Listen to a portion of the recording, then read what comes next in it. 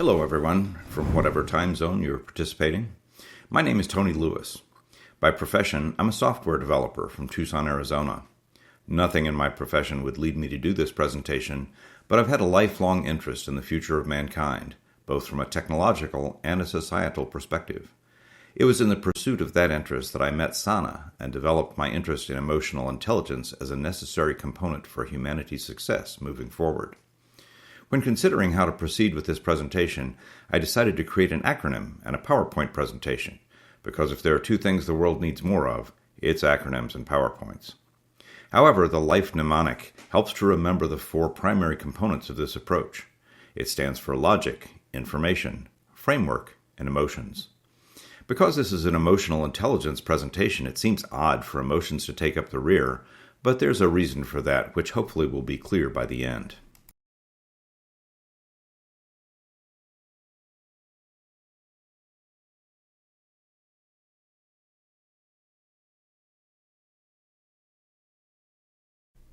You are probably well aware that there is no prescription or magic pill to master emotional intelligence. It is a process, and it requires putting in some work. Throughout this presentation, you'll be provided with resources that will help you along the way, but it will take some dedication and effort to master these techniques.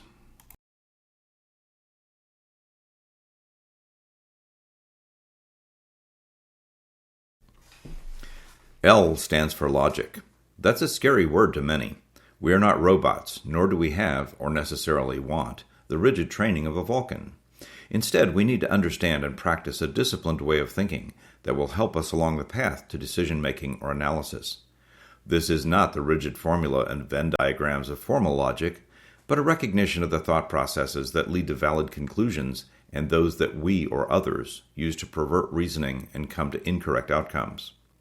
Note that logical arguments may be valid or invalid depending on the logic, but their truth is based on their validity plus the truth of their premises. We'll talk about that later in information. All men are mortal. Socrates is a man. Therefore, Socrates is mortal. That's a logical process called a syllogism that most of us can follow. Applied properly, this logic will lead to valid conclusions. This reasoning is called deductive, and the results are provably true if the premises are true. Most Greeks eat olives. Socrates is a Greek. Therefore, Socrates eats olives is, on the other hand, called inductive reasoning. It often deals with likely outcomes, which may often be valid, but for which there may be exceptions. These arguments are the ones that are most often mangled in arguments and often abused, either intentionally or not. Both of these examples come from a resource called the Internet Encyclopedia of Philosophy. Links will be provided at the end. This site is pretty dry and not an easy read, but if you're curious about formal logic, it can be a good resource.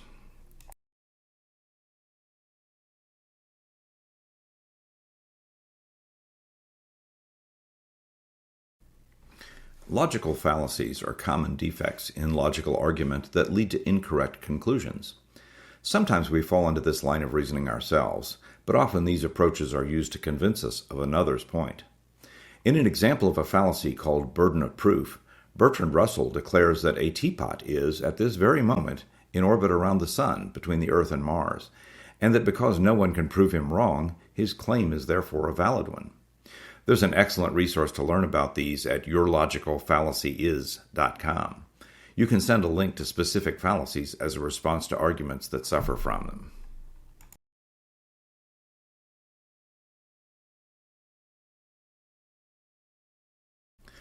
Developing the skill set to make the life approach work requires effort, but resources are important too. Schoolofthought.org provides a variety of coursework and really fun, well, for some, presentations in various areas.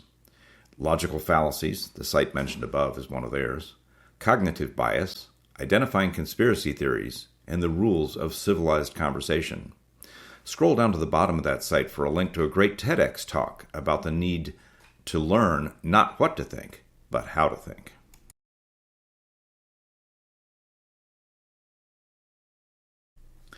There are countless sayings about the need for factual information. One of my favorites is from a Unix fortune 4 decades ago. If you put garbage into a computer, nothing comes out but garbage. But that garbage, having passed through a very expensive machine, is somehow ennobled, and none dare criticize it. This turned out to be prescient, as now many people believe anything that they get from the internet. We thought that Photoshop was bad for believability, but with artificial intelligence we can believe essentially nothing that we see or hear. Nevertheless, making sure that information on which you rely is truthful is critical for good decision-making.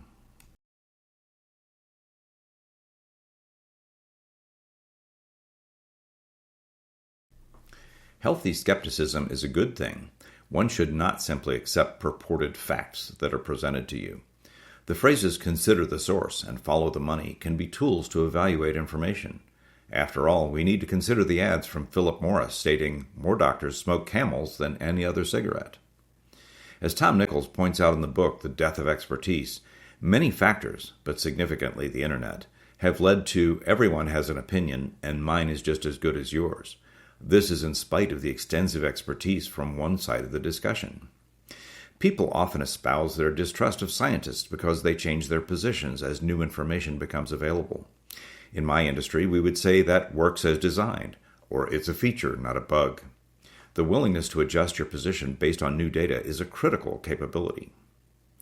Governments have done themselves no favors with secrecy and cover-ups, but there's a great deal of expertise in governments, and it should not be dismissed out of hand. Finland, for example, starts educating their students on validating facts early in their schoolwork, with formalized processes to check and evaluate news sources and internet messages. Find resources that have a track record of truthfulness and transparency, and check your facts. Snopes.com is a valuable resource. PolitiFact does fairly even-handed analysis of political statements. There's a course on Pointer.org that includes lessons on identifying reliable sources in fact-checking, debunking viral misinformation, and deciding whether a statement is really checkable.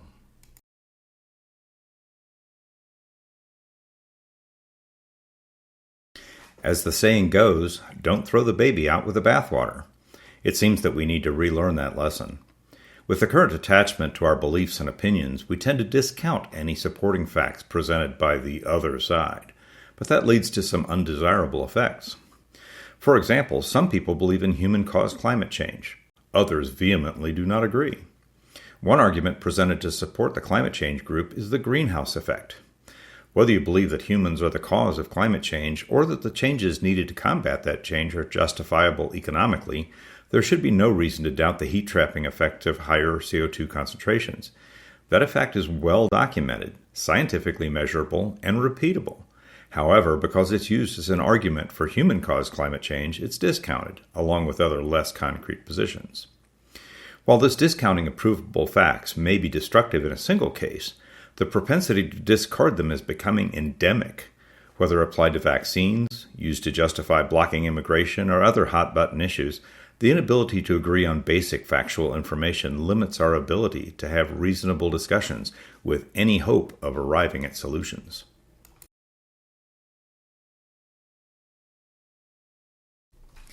The F in life represents framework. This is often called an ethical framework, a moral code, or so on. While logic and information can tell us whether a conclusion is true or false, life is seldom that simple. We all have some type of standards by which we measure our actions or opinions. In 1729, Jonathan Swift penned an essay entitled A Modest Proposal. In it, he examined the difficulty that many Irish were having supporting their children and the dire shortage of food in the country. His logical, and satirical, solution was baby food, literally eating the babies, therefore addressing both issues at once. This is a great example of logic being heartless and dispassionate. In fact, it is. The ethical implications of decision-making are completely separate from logical analysis. Logic could be said to be necessary, but not sufficient.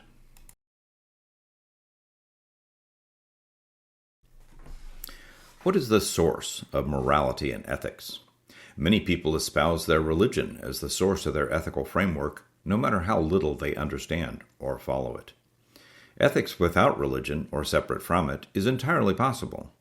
Neil deGrasse Tyson was once asked, "Without religion's morality, what's to prevent you from killing as many people as you want?" His response? "I already kill as many people as I want. That number just happens to be 0.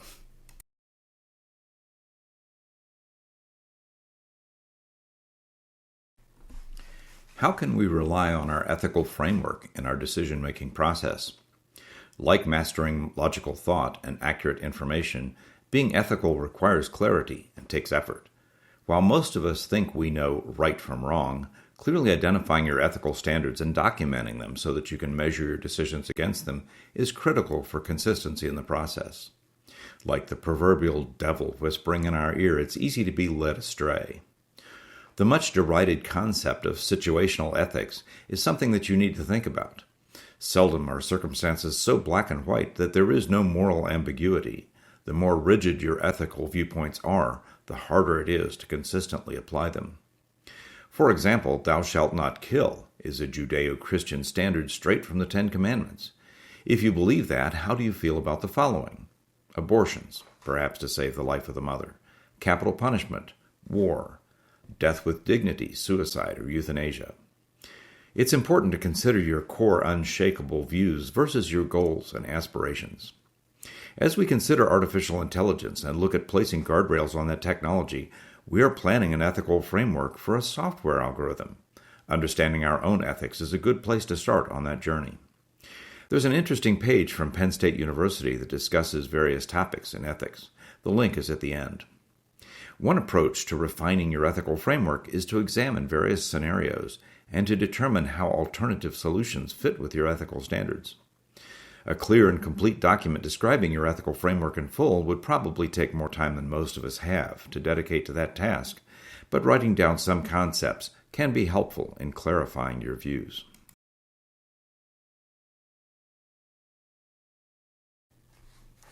Finally, we get to E for emotions.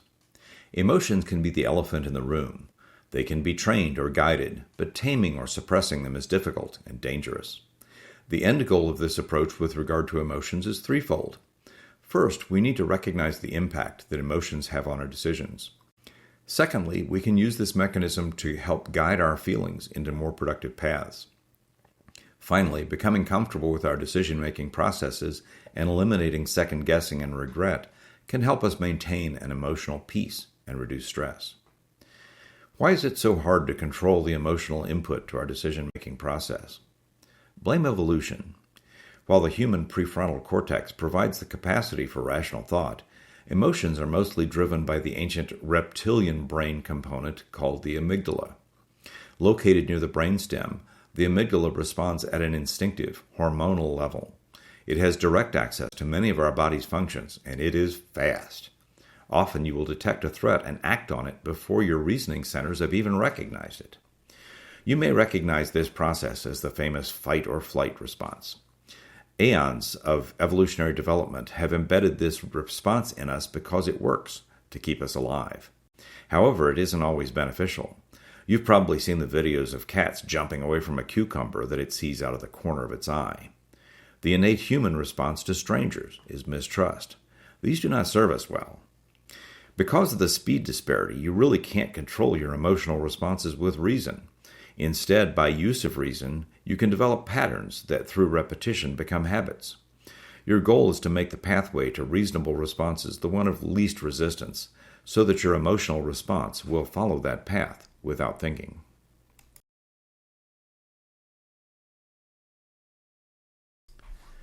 Most of us would probably agree that we need a better way to make decisions or form our opinions, but that doesn't seem to be happening.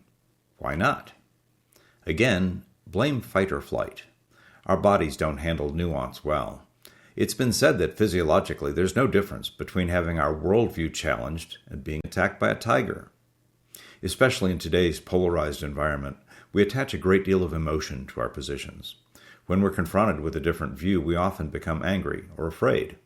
That kicks off our body's responses, and the rational part of our brains are left in the dust. You've probably heard about exposure therapy, intentionally exposing yourself to irritants to develop a tolerance to them. How can we apply that to decisions and opinions? First, build up your skill set so that you have confidence in your ability to arrive at and articulate your positions. Then, expose yourself to those situations that challenge you. Carry on a reasonable debate with someone that you disagree with. Try and maintain your calm as much as possible. Afterwards, examine your responses. Learn to recognize the symptoms of the fight or flight response. The more that you successfully navigate this type of situation, the easier it will be to handle them without flying off the handle. As mentioned in the opening, none of this process is easy. Hopefully you feel that the result will be worth the effort. Here are some resources that can help you develop the skills that you need to succeed. Of course, continuing to tune into presentations from the Center for Emotional Intelligence will be an important part of your journey.